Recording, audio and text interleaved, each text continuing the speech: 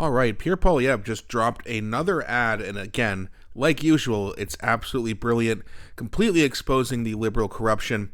So he says here, 10 years of radical liberal open border policies have devastated Canada. Now we're importing criminals who get lenient sentences to prevent their deportation. Send them home. I agree. So we're going to get into this. Now, before we do, please don't forget to like and subscribe. It really does help grow the channel, and I appreciate you guys so much for doing that. So let's get into it, and then we'll talk about it. 10 years of radical open borders policies and mass migration have undermined confidence in what was the best border policies and mass migration. Look at that chart. Trudeau, Pierre Trudeau, Mulroney, Chrétien, Harper, and then look at Trudeau. I mean, look at that. That is absolutely insane. Have undermined confidence in what was the best system of immigration anywhere in the world. The Liberals imposed this radical approach without any care, consideration, or thought. They have allowed people to come to this country and get visitor visas and other permits to enter Canada without actually performing any criminal background checks. To speed things up, because we are short-staffed, we're allowing people into the country without first doing that security screening. And so from your perspective and your members' perspective, this is not a good thing? This is a terrible thing. If someone is not a citizen, not a Canadian, and commits a crime, then they should be shown the door, because becoming a citizen of this country requires good, law-abiding behavior that will protect the well-being and the interests of this country.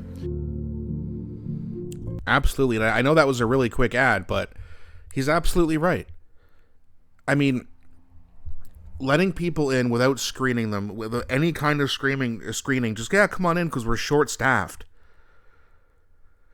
And I hear liberals all the time, oh, Mark-Carney's different. He's going to, there's a slight downtick in immigration, and that means it's going to get all fixed by Mark-Carney, who is friends with a guy named Mark Wiseman, who actually might be a Liberal cabinet member if we see some of the resignations from people like Mélanie Joly, etc., who is the CEO of the Century Initiative, as I've mentioned before. The Century Initiative, if you're not aware of who they are, this is a company that is encouraging Canada's population to rise up to 100 million people by the time the year 2100 comes around.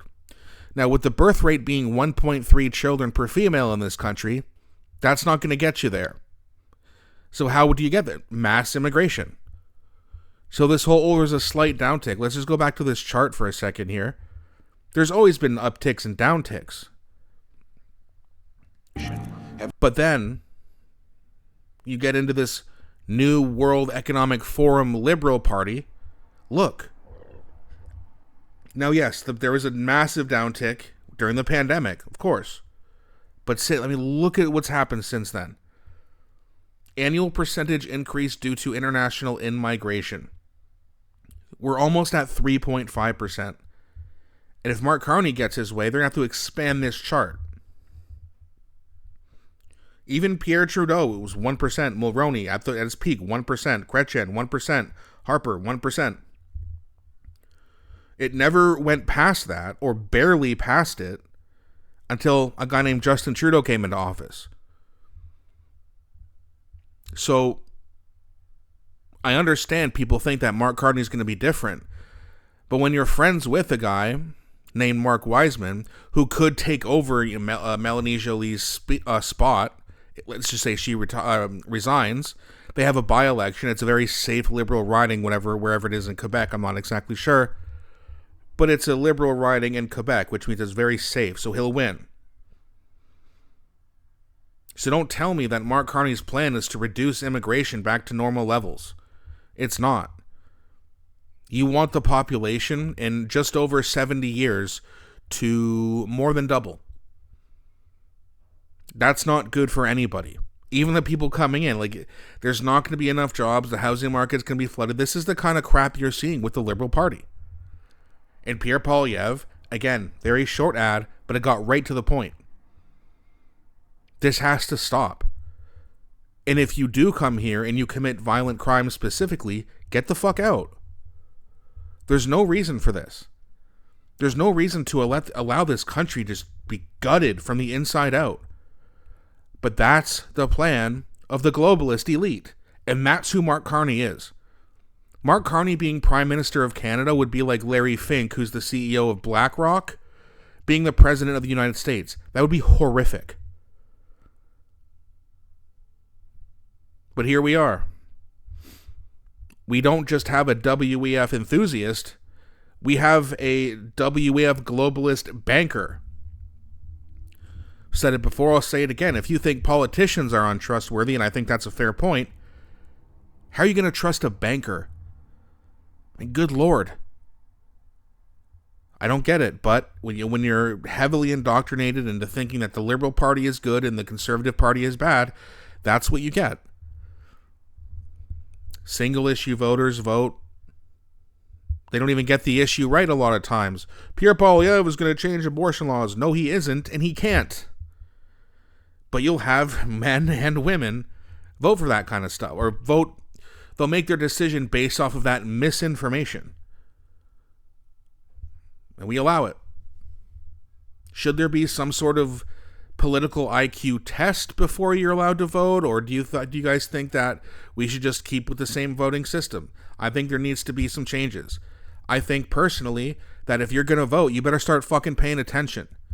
And if you're not gonna, stay home and literally save lives. That's the funny part. Remember that slogan that liberals hate so much back in 2020? Stay home, save lives? If liberals didn't vote, first of all, more women would be safe. Think about that. Now, guess who votes liberal more out of the two genders? That's right, two genders. Guess who votes more liberal? Women do. Imagine that. I don't feel safe on the street at night. Okay, well, vote for the party that wants to fix that and keep criminals in jail. You know what I mean? It's very odd. But indoctrination is so strong, it just rules out all logic, and that's what's happening.